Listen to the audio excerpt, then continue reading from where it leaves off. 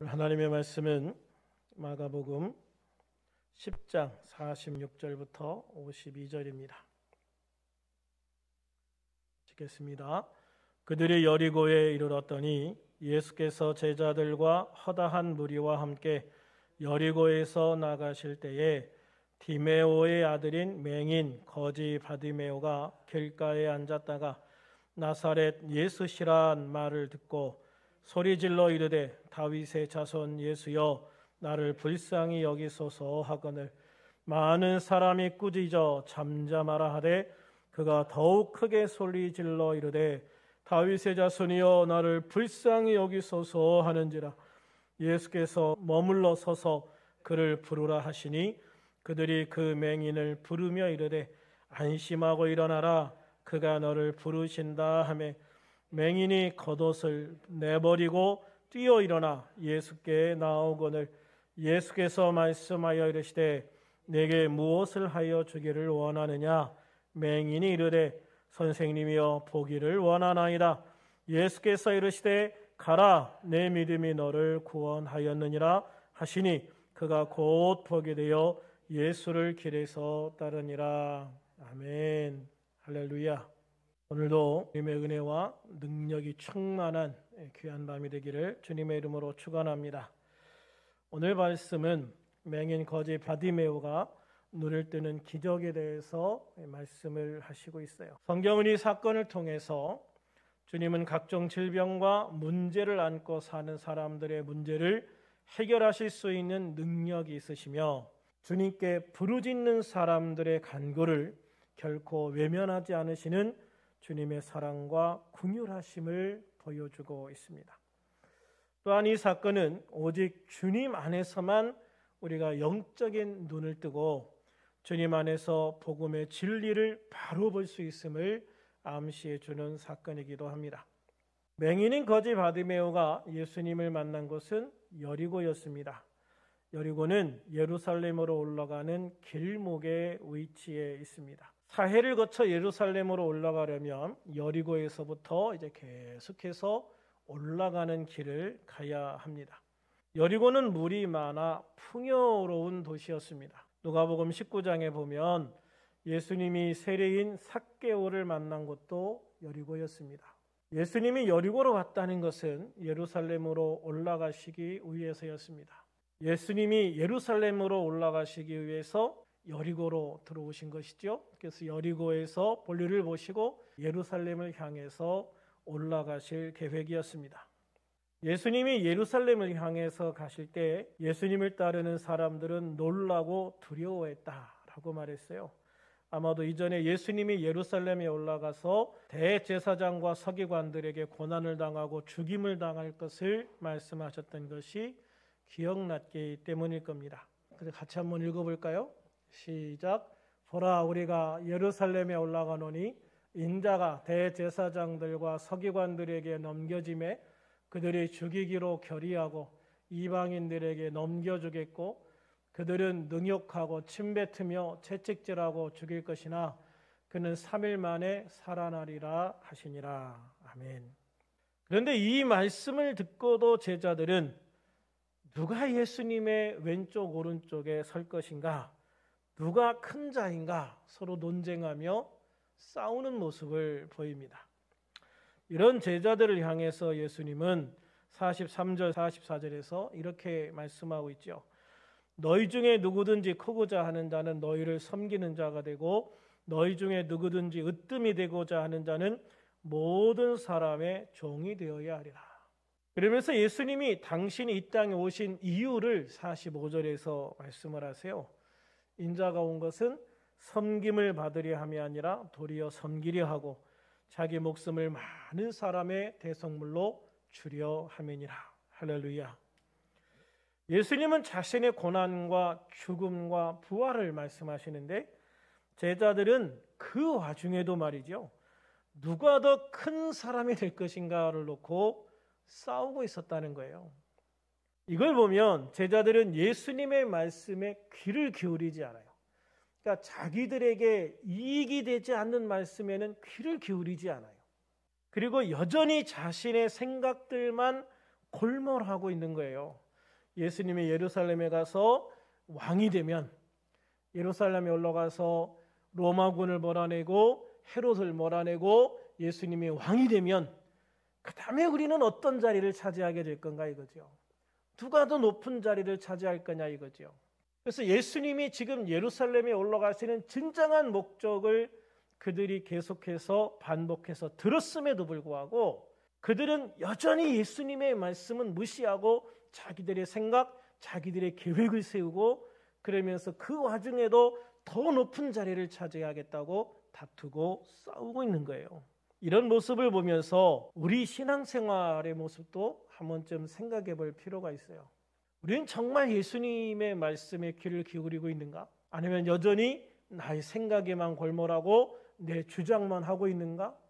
내가 하고 싶은 것, 내가 되고 싶은 것을 위해서 하나님을, 예수님을 도깨비 방망이쯤으로 여기고 있지는 않는가? 우리는 진지하게 한번 우리 자신을 생각해 볼 필요가 있어요. 그래서 우리가 예수님을 나의 어떤 성공의 수단으로 삼는 것이 아니라 정말로 우리가 하나님의 뜻에 따라서 하나님의 말씀에 순종해서 하나님을 위해서 하나님의 뜻을 이루기 위해서 살아가는 존재가 되어야 하지 않는가. 우리는 우리가 지금 무엇을 위해서 살고 있는가를 한 번쯤은 돌아보고 회개하고 다시 힘을 내서 주님의 뜻 안에서 살아갈 수 있는 우리들이 될 수 있기를 주님의 이름으로 축원합니다. 그런 과정에서 예수님은 여리고에 도착하시게 됩니다. 예수님은 예수님을 따라온 사람들과 또 예수님의 소문을 듣고 모여든 많은 무리와 함께 여리고로 들어가고 있었어요. 그런데 그 길가에 바디메오라는 맹인 거지가 앉아 있었어요. 맹인이고 그래서 사실 거지가 될 수밖에 없었죠. 눈이 보이지 않으니까 그 당시로서는 그가 할 수 있는 것이라고 하는 것은 앉아서 구걸하는 것밖에 없었다는 거예요. 그런데 그의 귀에 예수님께서 지금 자기 옆을 지나가신다는 소리가 들려옵니다.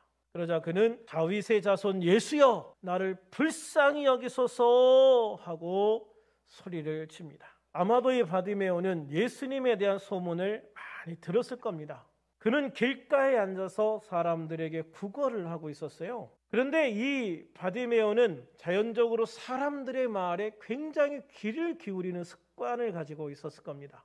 왜냐하면 눈이 보이지 않아서 사람들이 오고 가는 것을 소리로만 알 수 있잖아요. 그리고 그 사람들이 어떤 사람인지 지금 다가오고 있는 것이 동물인지 사람인지 또 그들이 하는 말들을 주의 깊게 들음으로 인해서 자기를 동정하고 자기에게 뭔가 도움을 베풀 사람인가 아닌가도 판단을 했어야 될 거예요. 그래서 이 사람은 사람들의 말을 습관적으로 굉장히 주의 깊게 듣는 버릇이 있었을 거예요. 그런데 그것이 그에게 굉장한 유익을 가져다 줍니다. 바로 예수님에 대한 소문을 듣게 하는 거죠. 여리고를 지나가는 많은 사람들이 예수님에 대한 이야기를 하는 겁니다. 예수님이 나병 환자를 고쳤대더라. 예수님이 못 걷는 사람을 걷게 했대더라. 예수님이 심지어 죽은 사람도 살렸대더라. 예수님께서 귀신 들린 사람을 고쳐주셨대더라. 또 어디에서 예수님이 맹인을 또 고쳐주셨대더라. 이런 소문을 막 듣는 거예요. 그러니까 그런 소문을 들으면서 이 바디메오의 마음에는 나도 예수님을 만날 기회만 있으면, 나도 예수님을 만날 기회만 있으면 나도 눈을 뜰 수 있을 텐데, 나도 볼 수 있을 텐데 하는 막 소망을 가지게 됐을 거예요. 그런데 마침 그 예수님이 내 옆을 지나가고 있다 이 말이에요. 그가 만약에 보이지 않는 게 아니라 다른 게 문제가 있었다면 아마 벌써 예수님을 찾아갔을지도 몰라요. 그런데 그는 맹인이었기 때문에 다른 사람의 안내가 없으면 예수님을 찾아갈 수가 없어요. 그런데 마땅히 자기를 안내해서 예수님 앞에 자기를 데려다 줄 사람이 없었던 것 같아요. 그래서 그냥 그는 마음을 졸여가면서 예수님을 만나기를 간절히 소망하고 있는 가운데 예수님이 지금 여기를 지나간다. 기가 막힌 기회가 온 거잖아요. 그래서 그는 이 기회를 놓치지 않기 위해서 예수님을 향해 큰 소리로 간구합니다. 다윗의 자손이여 저를 불쌍히 여겨 주시옵소서. 나를 불쌍히 여겨 주시옵소서. 부르짖어서 예수님께 간구하고 있는 그 그런 이 바디메오의 모습을 보게 됩니다.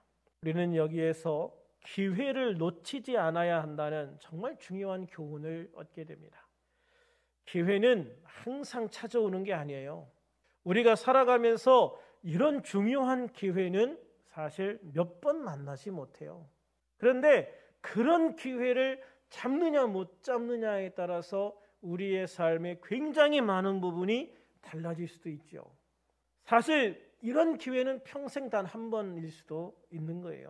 그러므로 기회는 찾아올 때 잡아야 된다. 할렐루야. 기회는 왔을 때 잡아야 된다라는 것이죠.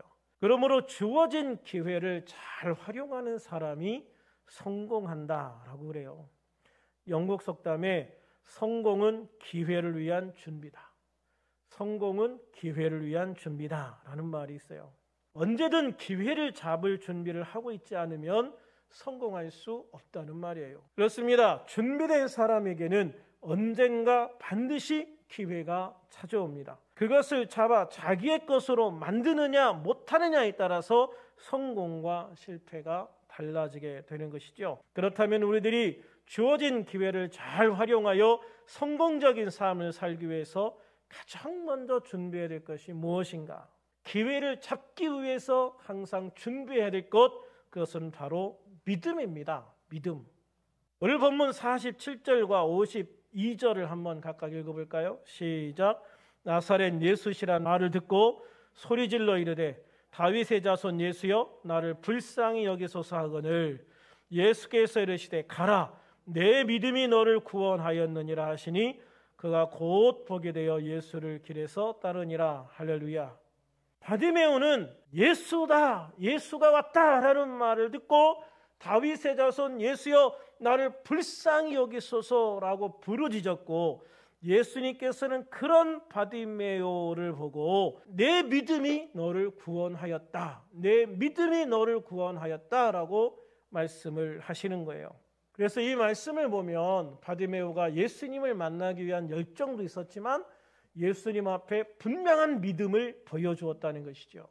이 믿음을 보여주었기 때문에 예수님께서는 바디메오의 믿음을 보시고 내 믿음이 너를 구원하였다라고 말씀하고 있는 거예요. 즉 바디메오는 예수님을 다윗의 자손 곧 메시아로 믿고 그 메시아가 나의 눈을 고쳐줄 수 있다는 분명한 믿음을 가지고 예수님 앞에 매달렸다라고 하는 것이죠. 이런 믿음이 그에게 주어진 최초이자 마지막일 수 있는 기회를 축복의 기회로 만들어준 거예요. 우리들이 세상에서 아무리 능력과 학식과 재산이 풍부해도요, 믿음이 준비되어 있지 못하면 하나님이 제공하시는 기회를 잡을 수가 없어요. 그러므로 우리가 하나님이 주시는 기회를 내 것으로 만들고자 한다면 무엇보다도 우리는 믿음을 준비해야 된다. 할렐루야. 믿음이 준비되어야 된다라는 거예요. 다윗은 믿음으로 자기에게 주어진 기회를 성공의 기회로 만든 대표적인 사람이에요. 다윗은 목동이었어요. 이런 목동이 이스라엘의 왕이 될 수 있는 기회를 잡는다? 그건 쉽지 않잖아요. 물론 하나님께서 사무엘을 통해서 다윗에게 왕으로 기름을 부었어요. 그런데 사무엘은 왕으로 기름만 부어주고 떠났을 뿐 아무런 변화도 일어나지 않는 거예요. 그런데 하나님께서 다윗에게 기회를 주시죠. 그건 뭐냐면 골리앗을 통해서 다윗에게 기회를 주시는 거예요. 어느 날 아버지가 다윗에게 심부름을 시킵니다. 야 다윗아, 네 형들이 지금 전쟁터에 나가 있는데 형들에게 도시락 좀 갖다 주고 와라. 그래서 전쟁에 나가서 전쟁터에서 싸우고 있는 형들에게 도시락을 갖다 주러 전쟁터로 갔거든요. 근데 거기에서 다윗이 희한한 모습을 봐요. 골리앗이라는 사람이 나와서 막 싸움을 거는데 이스라엘 사람들은요, 아무도 거기에 대응을 못하는 거예요. 그럼 골리앗이 어떤 사람인가? 사무엘상 17장 4절부터 7절에 보면 블레셋 사람들의 진영에서 싸움을 도두는 자가 왔는데 그의 이름은 골리앗이요 가드 사람이라. 그의 키는 6규빗 한 뼘이요 머리에는 노트구를 썼고 몸에는 비늘 갑옷을 입었으니 그의 갑옷의 무게는 놋 5,000세겔이며 그의 다리에는 놋 각반을 찼고 어깨 사이에는 놋 단창을 메었으니 그 창 자루는 배틀째 같고 창날은 철 600세겔이며 방패든 자가 앞서 행하더라 그랬어요. 이것을 보면 골리앗이라는 사람은요, 한마디로 괴물 같은 사람이에요. 키만 봐도 6규빗 한 뼘이라고 했거든요. 이걸 지금 우리 기준으로 환산하면 296cm 정도 돼요. 그러니까 거의 3m가 됩니다. 3m. 어마어마한 사람이죠. 거기에다가 놋으로 만든 막 어마어마한 투구를 썼는데 그 놋으로 만든 투구 자체가 사람들에게 굉장한 위압감을 줬을 거라고 생각을 해요. 그리고 그 몸에는 비늘 갑옷을 입었는데요. 갑옷의 무게가 5,000세겔이라고 그랬거든요. 한 세겔의 무게가 약 11.4g이니까 57kg예요. 갑옷의 무게만 57kg. 57kg는요, 우리 들지도 못합니다. 57kg 뭐예요? 20kg짜리 쌀 한 푸대만 들어도 엄청 무겁잖아요. 그런데 막 57kg, 60kg 가까이 나가는 갑옷을 입고 막 다니는 사람이에요. 그리고 그가 들고 있던 단창, 이 단창의 창날 무게만 7kg에 가깝다라고 얘기해요. 창틀 빼고 창날의 무게만 7kg 정도 된다. 그런 골리앗이 나와서 내가 블레셋의 대표이니 이스라엘 대표할 사람 한 명 나와라. 그래서 나와 싸워가지고 내가 너를 이기면 너희가 나의 종이 되고 너희가 나를 이기면 내가 너희 종이 되겠다 라면서 막 큰 소리를 치면서 아무나 나와서 싸우자고 그러는 거예요. 근데 아무도 감히 나가지를 못하는 거죠. 여러분은 그런 상황에서 나갈 수 있겠어요? 키가 2m만 돼도요, 서장훈 씨 같은 사람이 앞에만 하면 딱 서 있어도요, 우리가 얼마나 왜소하게 느껴지겠어요. 근데 서장훈 씨보다 1m가 더 큰 사람이 딱 써가지고 막 번쩍번쩍하는 막 갑옷을 입고 그 어마무시한 그 무장을 하고 소리를 지르는데 누가 거기에 감히 나갈 수가 있겠어요. 그러자 골리앗은 감히 하나님과 하나님의 군대를 모욕하기 시작을 해요. 하나님을 모욕하는 말을 들으면서도 사울 왕도 장군들도 군병도 아무도 골리앗과 싸울 엄두를 못 내는 거죠. 그러자 사울 왕은 만약 누구든지 골리앗과 싸워 이기는 사람이 있으면 많은 재물을 주어 부자가 되게 하고 내 딸을 주어서 내 사위가 되게 하고 세금을 면제해 주겠다라고 말하는 거예요. 다윗은 이 모습을 보고 골리앗에게 막 분노해요. 그러면서 내가 나가가지고 저 개 같은 저놈을 내가 죽이겠다고 막 방방 뜨거든요. 그러니까 형들이 와가지고 이까짓 게 뭐라고 나가서 저 골리앗과 싸우려고 그러냐고 막 야단치고, 그래도 다윗은 내가 나가서 싸우겠다고 기어이 왕에게 가서 얘기를 하잖아요. 왕도 별로 달가워하지 않아요. 어떤 골리앗하고 좀 상대가 될 만한 사람이 와가지고 싸우겠다고 그래야 되는데 조그만 어린애가 하나 와가지고 그냥 어린애 객기로 말이죠. 내가 저 골리앗과 싸우겠습니다 그러는데 말이죠. 사울 왕의 갑옷을 입혔더니 땅에 질질 끌려가지고 제대로 움직이지도 못할 그러한 왜소한 애가 와가지고 골리앗하고 싸운다고 하니까 믿음이 가겠습니까?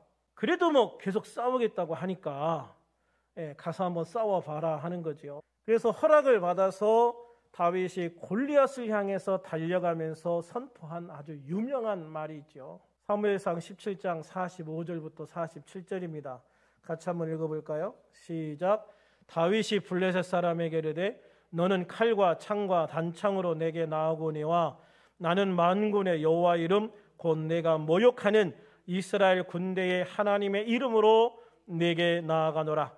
오늘 여호와께서 너를 내 손에 넘기시리니 내가 너를 쳐서 내 목을 베고 블레셋 군대의 시체를 오늘 공중에 세워 땅의 들짐승에게 주어 온 땅으로 이스라엘에게 하나님의 계신 줄을 알게 하겠고 또 여호와의 구원하심이 칼과 창에 있지 아니함을 이 무리에게 알게 하리라. 전쟁은 여호와께 속한 것인즉 그가 너희를 우리 손에 넘기시리라. 할렐루야. 전쟁은 칼과 창에 있지 않다. 전쟁은 하나님께 달렸다. 하나님의 손에 달렸다. 할렐루야. 그래서 나는 만군의 여호와의 이름으로 내게 나아간다 라고 선포하면서 달려가죠. 그리고 달려가서 물맷돌을 던져서 그 거대한 골리앗을 쓰러뜨리게 되어지는 거예요. 그런데 이런 다윗은 믿음이 준비되어져 있는 사람이었다라는 것이죠. 다윗은 양을 치면서 믿음을 키웠어요. 사무엘상 17장 34절에서 36절 한번 같이 읽어볼까요? 시작.